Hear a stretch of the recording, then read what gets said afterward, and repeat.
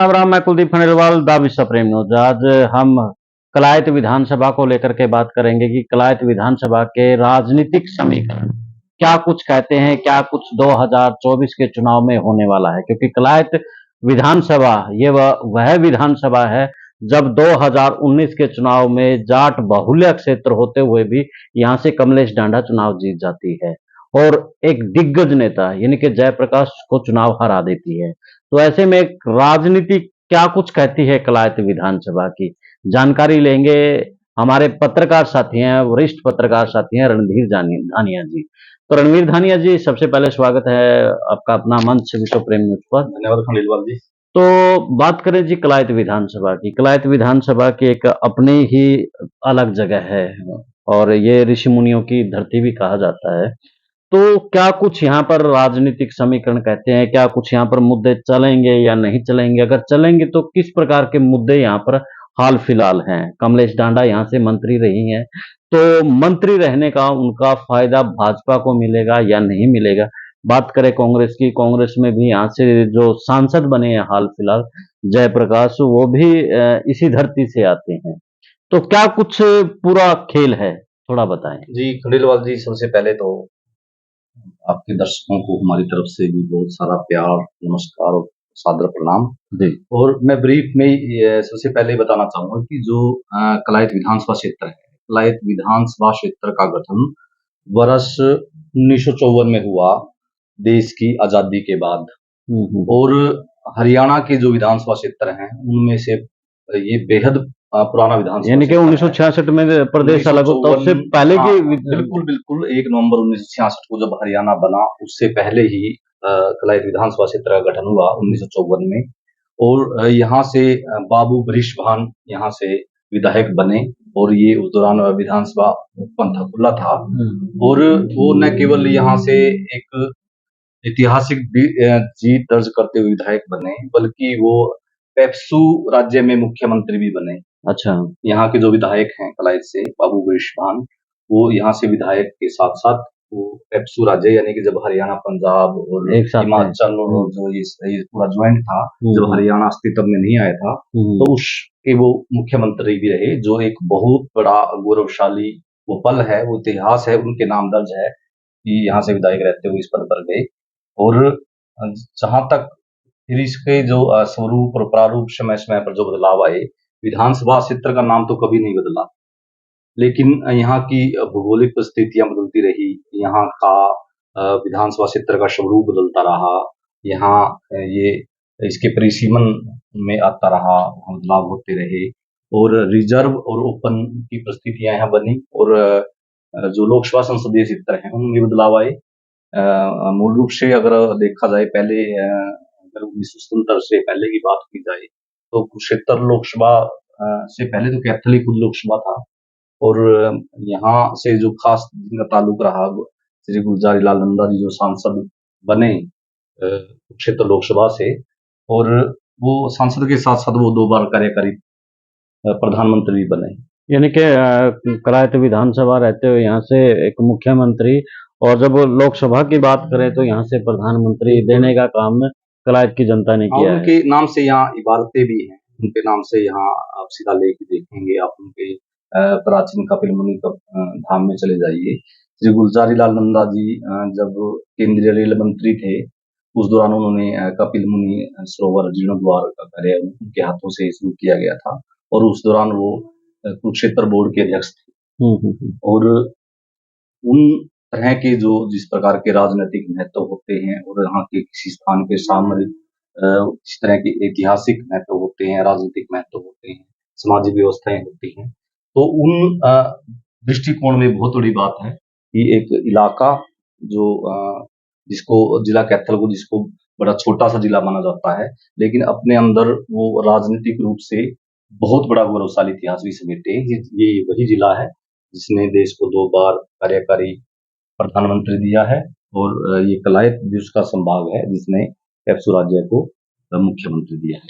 जब रिजर्वेशन भी मेरे ख्याल से कलायत रहा है, तो उस वक्त के जो विधायक रहे हैं कौन थे, कैसा रहा उनका कार्यकाल? देखिए, जैसे ये जो स्थितियां मैं आपको बता रहा था कि 1954 में अस्तित्व में आया कलायत विधानसभा, और फिर 1972 के बाद कलायत विधानसभा क्षेत्र आरक्षित हुआ, और उसके बाद ये कंटिन्यू ऐसा ये चलता रहा 1972 से लेकर, और 2009 का परिसीमन हुआ। 2009 से और 1972 के बीच का जो दौर है, जो वर्ष हैं, वो रिजर्वेशन के रहे जब ये कलायत विधानसभा क्षेत्र आरक्षित था। और यहाँ आरक्षित सीट थी। अगर अब जिस प्रकार आप अभी समीकरणों की बात कर रहे थे कि किस प्रकार के समीकरण रहेंगे, उन चीजों में अगर देखा जाए तो प्रदेश में चाहे कोई भी मुख्यमंत्री रहा हो, उसको यहाँ अपनी राजनीति का केंद्र बिंदु कलायत को ही बनाना पड़ा। कि चाहे वो चौधरी देवीलाल थे, चाहे वो चौधरी बंसीलाल जी हैं, चाहे वो चौधरी भजनलाल जी हैं, भले ही तीनों लोग अब दुनिया में नहीं है, लेकिन कलायत की राजनीति से बचकर ये कोई निकल नहीं पाया। केंद्र बिंदु कैसे रहा? केंद्र बिंदु वो इस तरह से रहा कि जो जब इनेलो या लोकदल पूरी तरह से अपने मजबूत पकड़ में थी, तो वहां ये इनेलो का मजबूत गढ़ रहा। और जब कांग्रेस का जब एक दौर यहाँ शुरू हुआ कि जब 2004 में यहाँ से नीता बुक्कल ने यहाँ से चुनाव लड़ा, तो वे यहाँ की विधायक बनी कांग्रेस सीट पर, और लंबे समय के बाद कांग्रेस को यहाँ जीत मिली। और उस बीच भी अगर आप उसे जाएं कि 1996 में जो हरियाणा विकास पार्टी और भारतीय जनता पार्टी का गठबंधन हुआ था, यहाँ से कलायत के जो बीडीपीओ कार्यालय में टाइपिस्ट का काम करते थे रामबज लोधर, वो यहाँ से विधायक बने और वो सरकार में कैबिनेट मंत्री भी बने। और दिलचस्प बात उसमें ये भी रही कि जब बंसीलाल अपने सरकार का कार्यकाल पूरा नहीं कर पाए और सरकार गिर गई थी, उसके बाद इनेलो सरकार में भी रामबज लोधर को मंत्री बनाया गया। और जो ये मंत्रालयों की बात है कलायत का, आप जिस प्रकार जिक्र रहे थे कि कैसे वो यहाँ से टच रहे, ये आप ये देखिए कि बंसीलाल मुख्यमंत्री बनते हैं, उनको रामबज लोधर को अपने कैबिनेट में लेना पड़ता है और पावरफुल मंत्री के तौर पर लेना पड़ता है।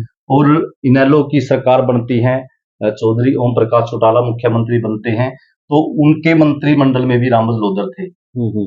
और फिर जब ये विधानसभा क्षेत्र आ जाकर आप जोड़ते हैं, अगर पूरे इसके पूरे विधानसभा क्षेत्र की अगर आप बात करें, ये जो विधानसभा क्षेत्र अस्तित्व में आया, उस पूरे कार्यकाल में इस विधानसभा क्षेत्र ने एक बार प्रदेश को मुख्यमंत्री दिया और 3 बार इन्होंने मंत्री दिए। और इस समय की जो ये बात अब भी यहाँ पर राज्य मंत्री रही, अब वो राज्य मंत्री रही श्रीमती कमलेश डांडा। और जो रामबज लोधर हैं, उनसे पहले भी प्रीत सिंह राठी शायद ट्रांसपोर्ट मंत्रालय उनके पास था, वो मंत्री रहे और कलायत विधानसभा क्षेत्र से थे वो। और उसके बाद जैसे 3 में इसलिए गिना रहा था कि रामबज को हम 2 बार में काउंट करते हैं कि उनको वो पहले बंसीलाल की सरकार में रहे, फिर चौटाला की सरकार आती है। और अब जब 2019 का जो चुनाव हुआ, विधानसभा चुनाव हुआ, क्योंकि प्रीसीमन 2009 में लागू हुआ, और प्रीसीमन के बाद जिस प्रकार मैं आपको बता रहा था कि उस बीच 1972 से लेकर उस बीच तक हरियाणा गठन के बाद 1972 का जो चुनाव और फिर 2009 के बीच ये जो विधानसभा क्षेत्र है ये रिजर्व था। और 2009 में जब प्रीसीमन हुआ, इस विधानसभा क्षेत्र को खुला किया गया और ओपन सीट ये बन गई। और 2009 में यहाँ से जो रामपाल माजरा हैं, उन्होंने सीट पर चुनाव लड़ा और वो चुनाव जीत गए यहाँ से। और जिस प्रकार ये 2009 के बाद की जो बात कर रहे हैं कि 2009 के बाद जाट समुदाय से ही यहाँ से विधानसभा प्रतिनिधित्व यहाँ से मिलता रहा है।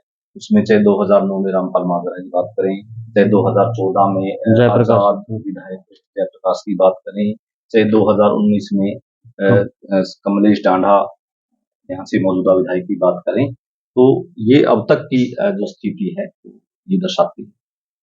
तो अब 2024 की बात करें धानिया जी, क्या परिस्थितियां अब भी उसी तरह हैं या फिर अब परिस्थितियों में कुछ बदलाव लग रहा है?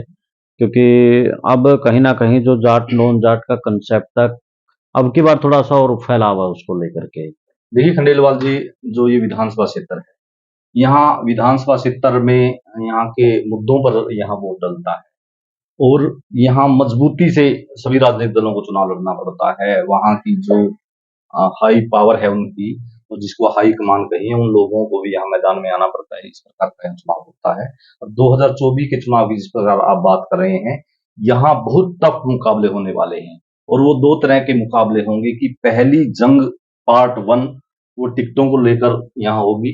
टिकटों को लेकर के इनके जो टिकटों की मारामारी है, अब की बार कैंडिडेट चाहे भाजपा है, चाहे नेलो है, चाहे कांग्रेस है, उनके पास टिकटार्थियों की संख्या ज्यादा है। बिल्कुल, यहाँ की अगर बात करें तो यहाँ जो जब से ये 2024 लोकसभा के नतीजे आए हैं, तो पूर्व केंद्रीय मंत्री जयप्रकाश, जिन्होंने हिसार लोकसभा सीट से कांग्रेस की टिकट पर जीत दर्ज की है, उसके बाद उन्होंने यहाँ अपनी गतिविधियां बढ़ा दी हैं और वो अपने बेटे विकास सहारण को यहाँ से विधायक देखना चाहते हैं। उनका ये सपना है, वो ये राजनीतिक रूप से ये टारगेट लिए हैं कि उनका जो पुत्र है यहाँ से विधायक बने, और वे पूरा जी जान लगा देंगे इसके लिए कि उनको यहाँ टिकट मिले।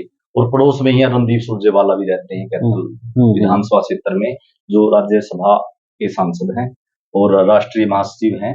और वो अगर उनकी बात की जाए कि जिस प्रकार कांग्रेस में हेमो की बात होती है, तो वो यहाँ धर्मवीर कोड़े खां के पक्ष में उन्होंने रैलियां की हैं मुख्य रूप से। अभी तक का जो आप अगर बैकग्राउंड में जाएं, तो अभी तक उन्होंने धर्मवीर कोड़े खां के पक्ष में यहाँ रैली की है, चाहे वो कुराड़ की रैली हो, चाहे बालू की रैली हो, चाहे और कोई इस नाम के लेकर प्रचार करता रहे कि वो रणदीप सुरजेवाला के गुट से तो श्वेता ढुलवी यानी कि जो कि पाई से है। हाँ, चाहे वो एक लंबी सूची में शामिल हो लोग कि जो यहाँ रणदीप सुरजेवाला का टैग लगाकर यहाँ से टिकट का वो करते हैं, लेकिन अभी तक धर्मवीर कोड़े खां के अलावा रणदीप सुरजेवाला ने किसी धर्मवीर की एक और ये है ना, क्योंकि वो इस धरती से जुड़े हुए हैं, उनके ऊपर ये नहीं होगा कि ये बाहरी हैं। खैर भाजपा की बात करें तो भाजपा में आपको, क्योंकि यहाँ पर भाजपा की भी एक लंबी लिस्ट मिलेगी। हाँ बिल्कुल, देखिए भारतीय जनता पार्टी का जिस प्रकार जिक्र आया, तो भारतीय जनता पार्टी में यहाँ की जो मौजूदा विधायक हैं, मेरी कुछ दिन पहले उनसे पत्रकार वार्ता में बात हुई है, तो मैंने उनकी रणनीति के बारे में जिक्र किया था कि आप खुद चुनाव लड़ना चाहते हैं या आपके जो पुत्र हैं वो चुनाव यहाँ से लड़ेंगे। तो उन्होंने साफ तौर से ये कहा है कि मैं ही यहाँ से चुनाव लड़ूंगी, और टिकट की प्रबल दावेदार भारतीय जनता पार्टी की तरफ से वो हैं, क्योंकि वो मौजूदा विधायक हैं, वो पूर्व राज्य मंत्री हैं। और उसके बाद जब और टिकटों की जो कतार शुरू होती है, उसमें डॉक्टर सुखदेव कुंडू हैं, जो प्रिंसिपल सेक्रेटरी रैंक के वो हरियाणा पॉल्यूशन कंट्रोल बोर्ड में उस पद पर वो रहे, जो अपीलीय होते हैं उस पोस्ट पर वो जो डॉक्टर सुखदेव कुंडू है, उनकी क्या कुछ राजनीतिक बैकग्राउंड है? उसी का मैं बता रहा था कि जो हरियाणा प्रदूषण नियंत्रण बोर्ड है, उसकी जो अहम पद होता है, उसमें प्रधान सचिव सत्र का वो रैंक होता है। वो अपीलीय अधिकारी होते हैं, जो अपील अथॉरिटी होते हैं, जो इनसे जुड़ी मामलों को सुनते हैं। और ये महत्वपूर्ण पद है क्योंकि प्रिंसिपल सेक्रेटरी रैंक यहाँ होता है, तो ये बात भी वहाँ बड़े मायने रखती है। और जो शिक्षा के रूप से भी वो हाँ, और उन्होंने कॉलेज यूनिवर्सिटियों में अपनी जो शिक्षा है उसके दम पर उन्होंने मेडल उन्होंने हासिल किए, अपना एक स्थान बनाया है।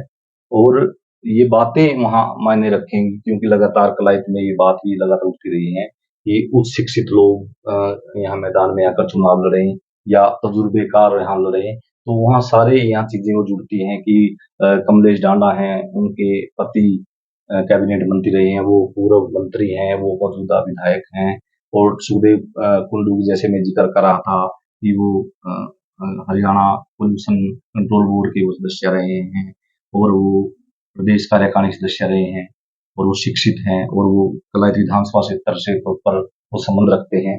और इसके साथ ही जो महिलाओं की यहाँ सूची है, राज्य बाल संरक्षण आयोग की सदस्य हैं सुमन राणा, उन्होंने भी अपनी दावेदारी की है कि वो भी यहाँ से अपनी इच्छा व्यक्त करती हैं। तो सुमन राणा का क्या कुछ राजनीतिक? सुमन राणा जो हरियाणा राज्य बाल संरक्षण आयोग है उसकी सदस्य हैं, और वो भारतीय जनता पार्टी के जो महत्वपूर्ण विंग हैं उनमें अहम पदों पर वो अलग अलग प्रभागों में वो काम करती हैं। और उनकी एक महिला के नाते वो एक्टिव यानी कि अगर यहाँ पर एक बात होती है कि महिला कार्ड खेला जाए, एक तरफ जहाँ कमलेश डांडा है, तो उसकी क्षतिपूर्ति करने के लिए कहीं ना कहीं सुमन राणा, उसी का मैं जिक्र कर रहा था कि जो महिला हैं कि महिलाएं यहाँ जिस प्रकार कमलेश डांडा ने चुनाव लड़ा, तो उसी तरह कि सुमन राणा वहाँ एक दूसरी एक महिला दावेदार यहाँ गई है, जबकि जो पुरुष जो वर्ग है उसमें भी उनकी दावेदारों की सूची लंबी है, चाहे उसमें भारतीय जनता पार्टी किसान मोर्चा के पूर्व प्रांतीय उपाध्यक्ष जयदीप राणा है, चाहे किसान मोर्चा के पूर्व जिलाध्यक्ष अजीत चहल हैं, चाहे वो किसान मोर्चा के पूर्व जिलाध्यक्ष संजीव राणा हैं। तो ये सूची इस प्रकार की जो आती है, वो इस प्रकार के पुरुष वर्ग में है, और महिलाओं वर्ग में भी एक ये दिलचस्प उसके अंदर उस एक बात जुड़ी है कि उन्होंने इच्छा व्यक्त की है कि वो भी यहाँ से अपने भाग्य को राजनीतिक रूप से आजमाना चाहते हैं। बात करें इनेलो की और जसपा की, तो इनका क्या कुछ राजनीतिक भविष्य नजर आता है आपको? देखिए, जो कलायत विधानसभा क्षेत्र है, जिस प्रकार हम जिक्र कर रहे थे आप, जिस प्रकार हम 1954 से बात कर रहे थे विधानसभा को लेकर, तो यहाँ की जो राजनीति है, यहाँ की राजनीति मुद्दों पर आधारित है। यहाँ की राजनीति व्यक्ति के फेस पे आधारित है कि वो किस प्रकार का फेस है, और उससे जो इलाके के जो मुद्दे हैं, वो क्या वो उनमें सक्षम है उनको करने में। तो ये यहाँ के जो मेन है, यहाँ की चाहे वो पीने के पानी की बात है, चाहे वो सिंचाई की बात है, चाहे वो सड़कें हैं, चाहे एजुकेशन है, चाहे वो हेल्थ है, इस प्रकार के मुद्दे, चाहे वो गाँव की लाइब्रेरियाँ हैं, उन मुद्दों को लेकर यहाँ चुनाव होता है। और जो युवा हैं, वो खुलकर अपनी बात रखते हैं कि हमारे गाँव के मुद्दे ये हैं। पहले जो दौर था, वो पहले परंपरा रही कि बड़े बुजुर्ग अपनी मांगों को मुख्य रूप से रखते हैं, लेकिन अब बड़े बुजुर्गों के साथ युवाओं का तालमेल जुड़ गए हैं, तो वो अपनी बात को मुखरता से रखते हैं। तो और जो जिस प्रकार आप इनेलो और जसपा की बात कर रहे थे, कि यहाँ की जो परिस्थितियां जो बनी हैं, यहाँ कांग्रेस के लिए प्लस पॉइंट ये रहेगा अगर जयप्रकाश के बेटे विकास आनंद चुनाव लड़ते हैं कि वो उनके पिता सांसद हैं, उसका उनको फायदा मिलेगा, और उनका राजनीतिक जो यहाँ का एक जो वजूद है, वो भी यहाँ मजबूत है, क्योंकि 2014 में उन्होंने अपना जलवा दिखाया कि आजाद उम्मीदवार के तौर पर वो जीत गए, और 2019 में वो मौजूदा विधायक कमलेश टांडा को उन्होंने फाइट किया। और जहां बात इनेलो और जसपा की है, तो जसपा यहाँ पूरी तरह कमजोर पड़ी है। उसके बाद 2019 का चुनाव में बहुत बड़ा अपना प्रदर्शन किया था कि लगभग 40,000 वोट दौरान यहाँ से जो उम्मीदवार थे जननायक जनता पार्टी सत्येंद्र राणा, वो उन्होंने यहाँ से चुनाव लड़ा था, और लगभग 40,000 वोट मिले, और वो आजकल वो जसपा से बागी हो गए हैं, और उन्होंने कांग्रेस का हाथ थाम लिया। तो मुद्दों की बात करें, जैसे आपने कहा कि मुद्दे यहाँ पर अहम रोल अदा करते हैं, तो कॉलेज की बात करें, हॉस्पिटल की बात करें, या फिर सड़कों की बात करें, तो इन मुद्दों में क्या कुछ भाजपा परिपूर्ण अपना कर पाई है? अभी भी कौन से मुद्दे बाकी हैं जिसके ऊपर कांग्रेस उनको घेर सकती है? देखिए, जो भारतीय जनता पार्टी का जो प्रथम कार्यकाल रहा, मनोहर लाल सरकार पार्ट 1, अभूतपूर्व घोषणाएं हुई हैं कलायत विधानसभा क्षेत्र में, इस बात में कोई दो राय नहीं है। उससे कलायत विधानसभा क्षेत्र को गांव से एक शहर की शक्ल मिली है, चाहे उसमें ये 4 लेन के प्रोजेक्ट हैं, चाहे उसमें हमारे यहाँ के रेस्ट हाउस हैं, चाहे यहाँ का स्वास्थ्य व्यवस्था है, चाहे पीने के पानी के ढांचे की बात है, चाहे कॉलेज को सरकारी दर्जा मिलने की बात है, और चाहे विभिन्न सड़कों के मजबूतीकरण की बात है, वो चीजें यहाँ आई हैं। चाहे गांव में कम्युनिटी सेंटर बनाने की बात है, चाहे कलायत नगर पालिका क्षेत्र में कम्युनिटी सेंटर बनाने की बात है, चाहे वहाँ पार्क बनाने की बात है, या गांव में ई लाइब्रेरी को लेकर या व्यायामशालाओं को लेकर प्रोजेक्ट की बात है, या गांव के तालाबों के सौंदर्यीकरण के सब्जेक्ट वहाँ शामिल हैं। तो उस दौरान एक अभूतपूर्व विकास कार्यों का पिटारा खुला है, लेकिन मौजूदा विधायक के साथ दूसरा जो कार्यकाल है वो चुनौतीपूर्ण भी रहा, क्योंकि न केवल वो प्रथम कार्यकाल के कार्यों को पूरा नहीं कर पाई, बल्कि जो उनसे एक राज्य मंत्री होने के नाते कुछ नई अपेक्षाएं थी, नई ज्यादा उम्मीदें थी, ज्यादा उम्मीदें थी, वे उम्मीदें अधूरी हैं। चाहे यहाँ कलायत के कपिल मुनि कॉलेज के भवन की बात करें, या वहाँ शिक्षकों के पदों की बात करें, चाहे आप यहाँ के जो नागरिक मूल अस्पताल है, वहाँ के अस्पताल में डॉक्टरों की नियुक्ति की बात करें, चाहे आप यहाँ के बीडीओ पीओ कार्यालय के भवन की बात करें, चाहे आप यहाँ के सचिवालय में जुडिशरी कॉम्प्लेक्स की बात करें, चाहे आप राजौंद में जाकर महिला कॉलेज भवन की बात करें, चाहे वहाँ के सीवरेज की व्यवस्था की बात करें, चाहे गांव में पानी की जो व्यवस्थाओं का जिस प्रकार ये कि महिलाओं के सिर के ऊपर पानी का बोझ नहीं होगा, हर नल में जल पहुंचेगा, चाहे आप उन नावों की बात करें, चाहे सड़कों की मजबूतीकरण की बात करें, चाहे गांव में आप परिवहन व्यवस्था की बात करें। ये आज भी बहुत से ऐसे गांव हैं जहां केवल एक बार बस आती है और एक बार जाती है। तो इस प्रकार की परिस्थितियां ये दर्शाती हैं कि बहुत चुनौतीपूर्ण ये विकास का दौर उनके लिए इस प्रकार के जो मुद्दे हैं, अब इतना समय नहीं बचा कि इस प्रकार के जो मुद्दों को का समाधान किया जाए। लेकिन यहाँ बात बड़ी अब ये है, अब जिस प्रकार आप यहाँ की राजनीति की बात कर रहे हैं, अब राजनीति की तराजू है जो, वो उसके पल्ले 2 लोग बन गए हैं कि यहाँ जो भारतीय जनता पार्टी है, भारतीय जनता पार्टी की कमांड या अ, पूर्ण तरीके से या बेहतर ढंग से अब उन्होंने जो मुख्यमंत्री नायब सिंह सैनी उन्होंने संभाल ली है और लगातार घोषणाएं वो कर रहे हैं, यहाँ के प्रोजेक्टों को पूरा कर करने रहे की हैं। बात कर और रहे हैं। उधर से जहां अगर कांग्रेस के खेमे की बात करें, कांग्रेस पार्टी की बात करें, कांग्रेस दल की बात करें, तो वहां से यहाँ की जो कमांड जिस प्रकार जयप्रकाश की बात हो रही है, वहां भूपेंद्र सिंह हुड्डा के हाथ में भी कमांड, कांग्रेस की कमांड उनके हाथ में पूरी तरह से है। तो यहाँ ग्राउंड पे तो जो उम्मीदवार लड़ेंगे, लेकिन यहाँ ऊपर जो चेहरे हैं, सारथी बन जो करके उनके जो सारथी हैं और जो उनकी बैकबोन होंगे, वो दिग्गज होंगे। तो ये जो विधानसभा क्षेत्र है, यहाँ न केवल पार्टियों की और उन चेहरों की प्रतिष्ठा दांव पर है, बल्कि जो बड़े दिग्गज हैं, उनकी प्रतिष्ठा भी यहाँ दांव पर है। रोमांचक मामला रहेगा यहाँ पे। तो धानिया जी आपका बहुत बहुत धन्यवाद। तो धानिया जी ने कलायत विधानसभा का यानी कि वो अहम बातें बताई हैं जो शायद यूथ है, राजनीति की परख रखता है, राजनीति की जानकारी रखता है, उस तक भी जानकारी नहीं होगी। तो धानिया जी ने इसके साथ में यहाँ के जो उम्मीदवार हैं उनकी उनको लेकर के बताया कि भारतीय जनता पार्टी है, चाहे कांग्रेस है, चाहे इनेलो है, सबके लिए चुनौतियां तो है। और खास तौर पर भारतीय जनता पार्टी के लिए चुनौतियां कमलेश ढांढा ने भी खड़ी कर दी हैं। कमलेश ढांढा ने इसलिए कर दी है क्योंकि यहाँ पर जो प्रोजेक्ट 2019 की सत्ता से पहले लाए गए थे ना वो पूरे हो पाए हैं, और राज्य मंत्री होते हुए भी वो भी पूरा नहीं कर पाए हैं। तो दूसरी तरफ जयप्रकाश की भी मैं अगर बात करूं तो जयप्रकाश के लिए भी चुनौतियां इसलिए बन जाती हैं क्योंकि जयप्रकाश खुद यहाँ से सांसद है, हिसार से सांसद है। और जो परिवारवाद का हमला अक्सर भाजपा कांग्रेस पर लगाती रहती है, तो कहीं ना कहीं वही परिवारवाद का जो एक मामला है कहीं ना कहीं उस पे लग सकता है। खैर उन चीजों के ऊपर एक अलग से विश्लेषण होगा। आप देखते रहिए विश्व प्रेम न्यूज, और कमेंट में हमारा जो धानिया जी की जानकारी कलायत को लेकर के है उसके ऊपर कमेंट्स जरूर कीजिएगा। अब हमें दे राय, मिलते हैं अगले विश्लेषण में, अगले मुद्दे में। जिंदाबाद।